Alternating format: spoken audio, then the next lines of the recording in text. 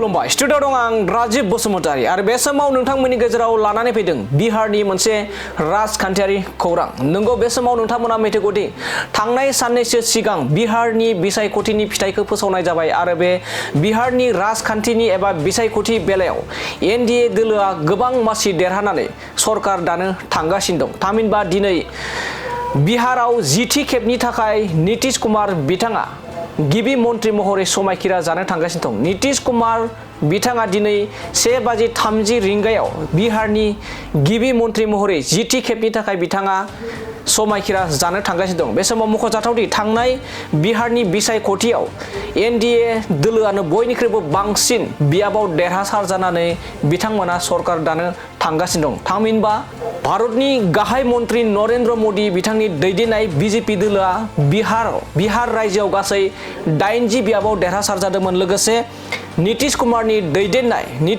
दैदेननाय JDU दोलोआ गासै 85 बियाबाव देरहासार जायो आरो एनडिए बिजेपि आरो जेडीयू जथायै जानानै एबा एलायन्सआव थानाय महरै गासै 175 बियाबाव एनडिए दोलोनिफ्राय बिहार बिसायख'थियाव देरहासार जायो आरो बे देरहासार जानाय बायदिनो फिन आरोबाव थामहिनबा बिहार रायजोआव मोनसे जारिमिनारि जानो थांगासिनो दं, जेराव नितीश कुमार बिथाङा बे बाराव जिथि खेबनि थाखाय बिहार रायजोनि गिबि मन्त्रि महरै 1:30 बिथाङा समायखिरा जागोन। बे बाराव जिथि खेबनि थाखाय बिथाङा बिहार रायजोआव गिबि मन्त्रि थामहिनबा सीएम जानो थांगासिनो दं आरो बे सीएम महरै बिथाङा समायखिरा लागोन दिनैनि 1:30 खुलुमबाय स्टुडिअ दं आं राजीव बसुमतारी आरो बे समाव नोंथांमोननि गेजेराव लानानै फैदों बिहारनि मोनसे राजखान्थियारि खौरां। नंगौ बे समाव नोंथांमोना मिथिगौदि थांनाय साननैसो सिगां बिहारनि बिसायख'थिनि फिथाइखौ फोसावनाय जाबाय आरो बे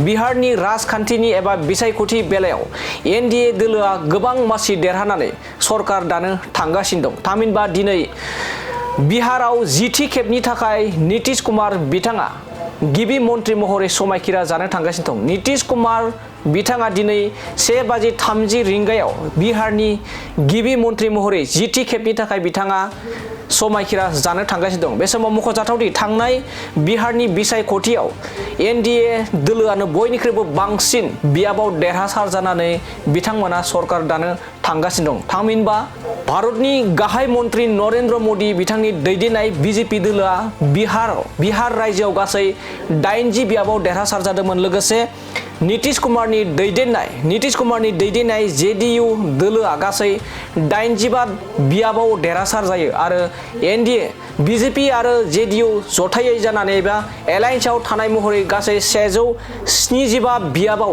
एनडिए दोलोनिफ्राय बिहार बिसायख'थियाव देरहासार जायो आरो बे देरहासार जानाय बायदिनो फिन आरोबाव थामहिनबा बिहार रायजोआव मोनसे जारिमिनारि जानो थांगासिनो दं, जेराव नितीश कुमार बिथाङा बे बाराव जिथि खेबनि थाखाय बिहार रायजोनि गिबि मन्त्रि महरै 1:30 बिथाङा समायखिरा जागोन। बे बाराव जिथि खेबनि थाखाय बिथाङा बिहार रायजोआव गिबि मन्त्रि थामहिनबा सीएम जानो थांगासिनो दं आरो बे सीएम महरै बिथाङा समायखिरा लागोन दिनैनि 1:30